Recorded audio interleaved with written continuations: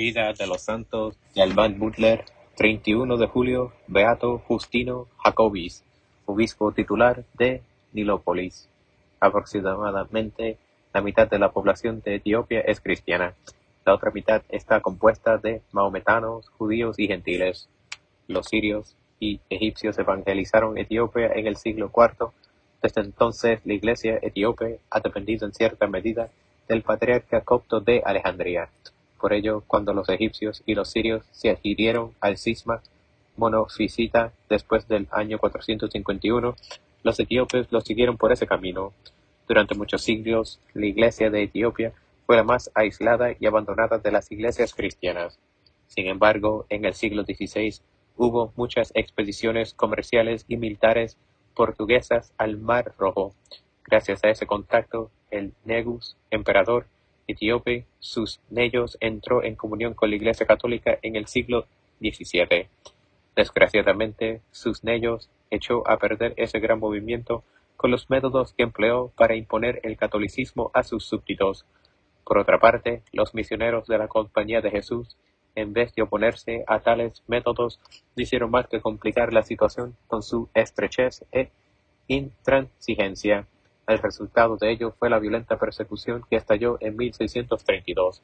Durante 2 siglos estuvo prohibida a los sacerdotes católicos la entrada en Etiopía. Los pocos que consiguieron introducirse lo pagaron con su vida, como por ejemplo los 2 beatos capuchinos Agateángelo y Casiano. En el siglo XIX la situación mejoró un tanto.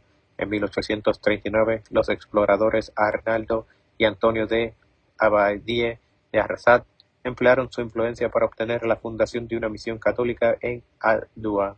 Dicha misión fue confiada a la Congregación de las Misiones fundada por San Vicente de Paul, por lo que se conoce a sus miembros con el nombre de vicentinos, aunque más comúnmente se les llama lazaristas, porque ocupaban en París el colegio de San Lázaro. El primer prefecto y vicario apostólico de la misión fue Justino de Jacobis. Había nacido en 1800 en San Fele de la Basilicata. Fue el séptimo de 14 hermanos. Cuando era todavía pequeño, la familia se trasladó a Nápoles. Su madre, una mujer muy devota, influyó sin duda con su ejemplo en la vocación de Justino, quien ingresó en la Congregación de las Misiones a los 18 años. Uno de sus compañeros de seminario, que con el tiempo llegaría a ser arzobispo de Esmirna, dejó testimonio de la virtud de Justino y de la alta estima que le profesaban cuantos le conocieron en aquella época. Era amado de Dios y de los hombres. Después de su ordenación, Justino trabajó incansablemente como predicador y confesor, sobre todo con la gente pobre del campo. Fue elegido para colaborar en la fundación de una casa de su congregación en Monopoli. Algunos años más tarde se le nombró superior de la residencia de Lecce, tras de haber sufrido un trato muy injusto de parte del superior de Monopoli. Existen pruebas de que ya entonces el padre de Jacobis recibía gracias extraordinarias de Dios. Durante su breve estancia en Nápoles se entregó con valor y energía a atender a las víctimas de una epidemia de cólera. Todos le querían, dijo de él un contemporáneo. Al ser nombrado superior de la nueva misión de Etiopía, un periódico napolitano publicó un artículo en que se decía: el padre de Jacobis es uno de esos hombres evangélicos que saben elevar lo natural a la altura de lo sobrenatural y atraer hacia Jesucristo lo mismo a los sabios y eruditos como a los ignorantes y sencillos. El padre de Jacobis llegó a Etiopía en septiembre de 1839 con otros 2 sacerdotes. Estos se establecieron en Gondar, capital de Amharic, y el beato Justino en Adua, capital de Tigray. Ubía, el gobernador del distrito, acogió bien al sacerdote, pero el clero y el pueblo, que no habían olvidado aún los acontecimientos del siglo XVI, odiaban hasta el nombre de católico. Durante 2 años, el padre de Jacobis se dedicó a aprender los dialectos y costumbres de la región y a desvanecer los prejuicios con su humildad y bondad. En 1840 tuvo la primera reunión con algunos sacerdotes cismáticos, a quienes habló con hermosa sencillez, diciéndoles que había ido a ellos como amigo y servidor, movido por el amor y con el deseo de ayudarlos. Sus palabras produjeron profunda impresión, pero los obstáculos que se oponían al trabajo del padre Jacobis eran enormes. El respeto humano y la corrupción de costumbres no eran los menores, y las conversaciones al catolicismo fueron muy escasas. Por entonces los notables de Etiopía se preparaban a enviar una embajada a Egipto para pedir al patriarca copto de Alejandría que nombrase primado de la iglesia etíope a uno de sus monjes según la costumbre. La única sede episcopal del país había estado vacante durante 12 años. Los notables rogaron al padre de Jacobis que acompañase a los embajadores con la esperanza de que la presencia de un europeo distinguido produjese buena impresión en el patriarca egipcio. La proposición suscitó ciertos escrúpulos en el padre de Jacobis. ¿Podía un sacerdote católico participar casi oficialmente en una embajada de esa naturaleza? Finalmente se decidió a aceptar con la condición de que Ubía le diese una carta para el patriarca en el que le exhortase a la unión con la Iglesia Católica y que la embajada fuese después a Roma a entrevistarse oficialmente con el Papa. Los notables aceptaron las condiciones del beato y la embajada partió a principios de 1841. Los principales miembros, además del padre Jacobis, eran un ministro de Estado, un sacerdote, un monje de la Iglesia de Etiopía y un secretario. El monje era Abba Gabra Micael, quien había de morir mártir de la unidad que alcanzaría el honor de los altares 13 años antes que el padre Justino.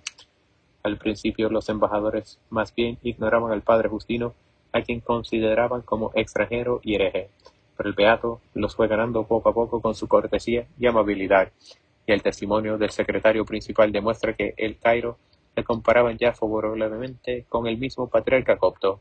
Dicho prelado se negó abiertamente y con dureza a entrar en tratos con la Santa Sede y amenazó a los legados con la excomunión si no expulsaban de la embajada al padre de Jacobis.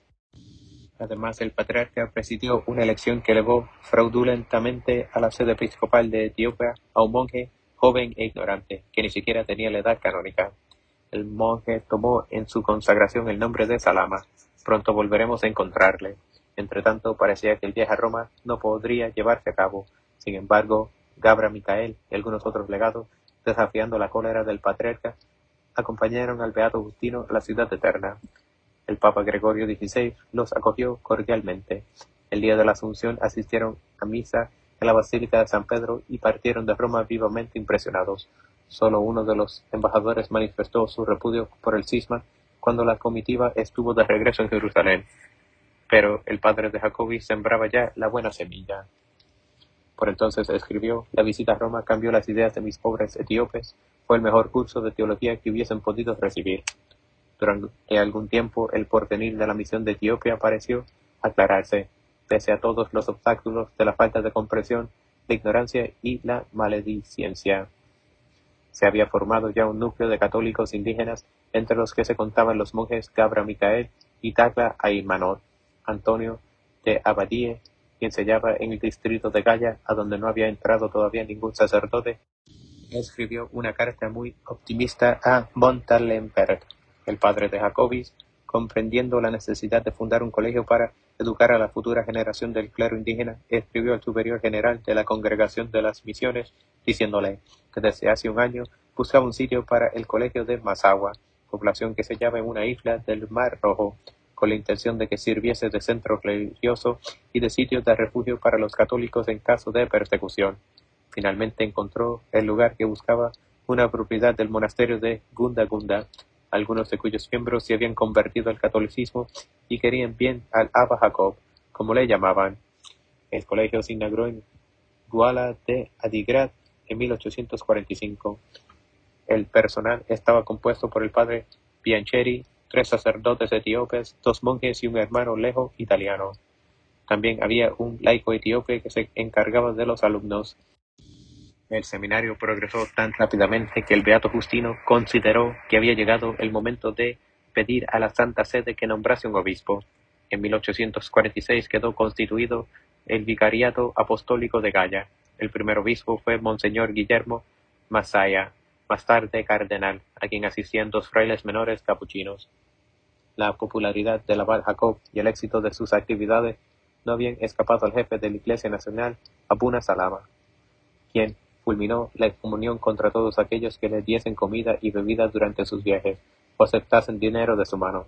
El decreto no produjo efecto alguno, pero la llegada del primer obispo católico excitó aún más a Salama, valiéndose de su situación política y del desorden que su propia impopularidad había provocado, desató una persecución abierta contra los católicos.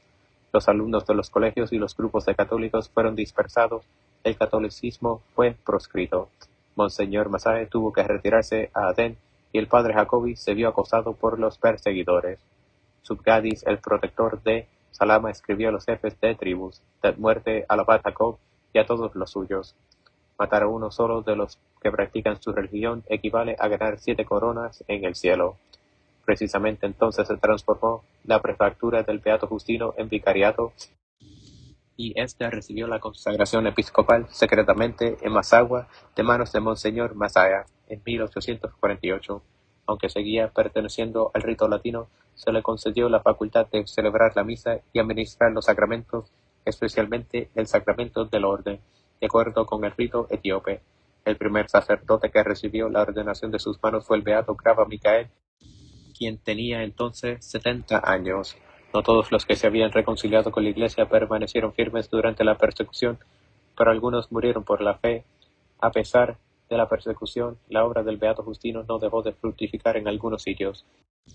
En 1853 había una veintena de sacerdotes etíopes y unos 5.000 católicos. El beato Grava Micael logró abrir de nuevo el colegio durante algún tiempo en Ali-Tiena. Uno de los principales amigos de Monseñor de Jacobis en aquella época fue un joven escocés llamado Juan Bell, quien estaba al servicio del virrey de Begmeder, Ras Ali. Se dice que Bell tenía la intención de hacerse católico, pero murió en una escaramuza en 1863, antes de realizar su propósito. Los desórdenes habían comenzado cuando el comandante de las tropas de Ras Ali, Kedarer Kasa, emprendió la campaña que había de llevarle al trono de Etiopía con el título de Negus Nehesti, rey de reyes, Teodoro II. Kasa se ganó el apoyo del Abuna Salamá con la promesa de desterrar a todos los sacerdotes católicos y la persecución recrudeció. El beato Justino fue arrestado en Gondar y pasó varios meses en la cárcel entre los prisioneros por delitos comunes. Después fue escoltado hasta el puesto fronterizo de Sennar, donde los perseguidores esperaban que desaparecería o serían víctimas del fanatismo de los maometanos. Pero los miembros de la escolta le dejaron libre y el beato, tras de sufrir lo indecible y correr continuos peligros, llegó con vida a Halai, en la costa sur de Eritrea. Desde ahí describió a sus superiores su casi milagrosa odisea. Precisamente el día en que el beato Justino escribió su carta, 28 de agosto de 1855, murió en la prisión el beato Gabra Micael el 1 de septiembre. Monseñor de Jacobis trató en vano de ir a reunirse con su rebaño, perseguido en la provincia de Tigray. Así pues, en los últimos años de su vida hubo de reducir su labor apostólica a la costa del Mar Rojo.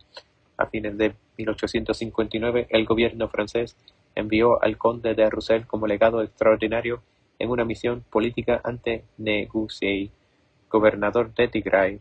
La llegada del embajador produjo gran excitación entre los etíopes y, como la posición del conde se hiciese muy difícil, Monseñor de Jacobis le dio asilo en su casa de Halai. El beato procedió así por caridad, no por consideraciones políticas. Sin embargo, fue arrestado cuando se preparaba a celebrar la misa y estuvo más de 3 semanas prisionero en un establo. Roussel le rescató en marzo de 1860, pero la prisión, las marchas forzadas y el cambio de clima de las montañas de Halai a las llanuras de Encuyo fueron demasiado para un cuerpo gastado por 20 años de infatigable trabajo en Etiopía. El 20 de julio el beato contrajo una fiebre, aunque había que ello significaba la muerte. Insistió en partir el 29 de julio hacia Halai, acompañado por el padre del monte, algunos monjes y una docena de estudiantes. El 31 de julio llegaron al valle de Algedien, pero el anciano obispo, que ya no podía sostenerse en la silla del caballo, se tendió por tierra. Ahí recibió la extremunción, rodeado por sus afligidos discípulos. Después se sentó reclinado contra una roca y les dirigió sus últimas palabras: «Pedid por mí, hijitos míos, porque estoy a punto de morir. No os olvidaré, me muero». Y echándose la capa sobre el rostro, exhaló el último suspiro. San Vicente de Paul había dicho una vez a los sacerdotes de su congregación: «Imaginad a un misionero consumido por la debilidad y el intenso trabajo, pobre como vino al mundo, sentado a la vera del camino. Imaginad que los naturales le preguntan: pobre sacerdote, ¿qué te ha movido a llegar a este extremo?», y que el misionero puede responder sinceramente: el amor. ¿No creéis que su felicidad será maravillosa? Justino de Jacobi realizó ese sueño de San Vicente de Paul hasta en el detalle de estar sentado en el suelo. La carta que escribió el 3 de agosto el padre del monte a sus superiores de Emcuyo comenzaba así: tengo que anunciaros la muerte de un santo. Sin embargo, la vida exterior del beato Justino, por espiritual y sacrificada que haya sido, no difiere de los otros misioneros a quienes nadie ha pensado en canonizar. La diferencia no está en lo exterior, sino en la íntima personalidad del beato Justino. La lectura de un memorándum escrito por Monseñor Masaya nos lleva a la conclusión de que la humildad era la virtud característica del beato, y no una humildad de libro de máximas o una simple modestia, sino una humildad que le convertía realmente en uno de tantos entre el pueblo que había ido a convertir, a pesar de que se trataba de un pueblo que no tenía nada de atractivo en la superficie. En 1000 ocasiones los sacerdotes, los monjes y los notables del país, a quienes se había dicho que el beato era un enviado de los arrogantes francos y del todavía más arrogante papa de Roma, descubrieron, admirados, que el padre de Jacobis hablaba, actuaba y se consideraba realmente como siervo de los abisinios. Monseñor Masaya escribió: Dios le escogió para que fuese maestro, no solo de palabras, sino con el ejemplo, para que fuese modelo de la perfección que pueda alcanzar el hombre en el seno de un pueblo terriblemente corrompido por el error, el orgullo, la lascivia y todos los vicios. Dios levantó a esa insigne figura de perfección humana sobre un pedestal de humildad, como una lección viviente para Etiopía y para todos los apóstoles que después de él y hasta el fin de los siglos habían de llevar delante su obra. El beato Justino fue sepultado en la iglesia de Evo, que fue ensanchada con tal ocasión. Tanto los católicos como los disidentes han visto desde entonces a esa iglesia como un santuario y no han olvidado al Abuna Jacob.